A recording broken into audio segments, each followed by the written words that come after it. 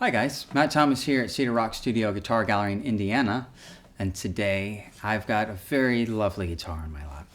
As you can see, it's got an interesting sway to it. This is the Taren.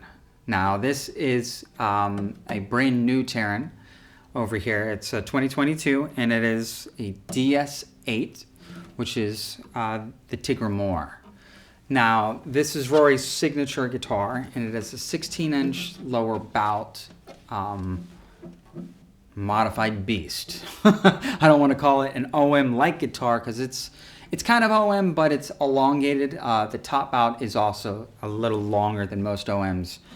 But this one features a Mastergrade Adirondack top, which is so sensitive, over top of a really, really gorgeous set of African Blackwood. Now, it is also bound all the way around with Blackwood, and has on the sides has this little white purfling strip, but it's different on the back. Around the back, he did this what looks like a reddy pink purfling strip, which is really, really gorgeous and really adds to the red chocolatey aesthetic of African Blackwood. Now, it does have an arm bevel here, and as you can see, it's got that burl that has been kind of burned with hot sand to give it the fade, and it looks so cool how it bleeds into that Blackwood trim here. Now, it also has a Blackwood bridge and that sand burl rosette, which I love how he's kind of taken the sections and swapped them on themselves to give it that kind of dimension look. Now, as you get into the fretboard here, it does have an African Blackwood fretboard as well with gold evos. So it just looks so good. And then you look down the side of the neck and you see, oh, there's these gold pipe inlays as well that really pop in the light and shimmer. But what caught my eye was the 12th fret is unique. He went ahead and filled it in with that pinky red that we talked about from the back. So I love how he's continued these themes throughout. And on the back of the heel cap here, you also have that sand burned burl. Or I think he calls it a hot sand fade. Now, as you get into the neck here, it has that hot sand faded burl that kind of comes down and creates this volute. But he does a negative taper here. So it's actually thicker here at the first fret, and it gets thinner as you go up the neck, which is kind of the opposite of most instruments. They're usually really thin here and get thicker up the neck. It does not do that in this case. Now, he does have that kind of artistic weight relief nut that's Samaji inspired, but it's slightly different. It's not as angular. It looks a little more swoopy. I really love what he's done with that. And then into the hot sand burl for the headstock with his gold T for the Taren as the logo.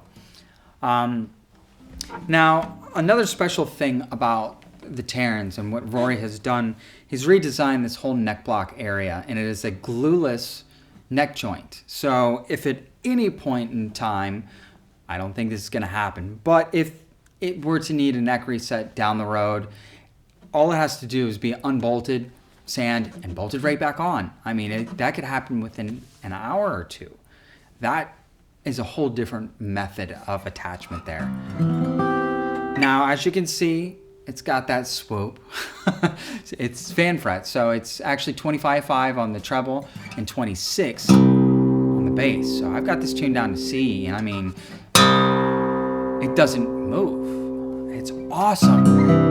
It really allows you to dig in a little more than you would on a standard scale. Also, it looks like that his parallel is about 6th fret, right about here. So there isn't that big swoop to the left that you sometimes get like on some of the Loudon fan frets, not to call anybody out. It's just the way that they go about it. I particularly like this.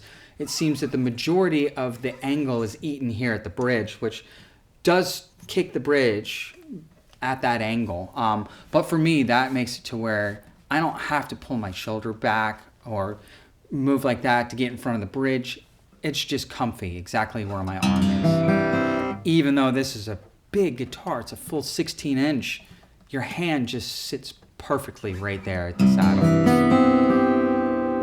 Now, as you could expect with Adirondack and African Blackwood, it's got power. I mean, you could peel the paint off the walls. But what I was quite surprised is, even for Adirondack, it's got a sensitive side to it, which doesn't always happen. So, killer job, Rory. I love the way that you voice these guitars.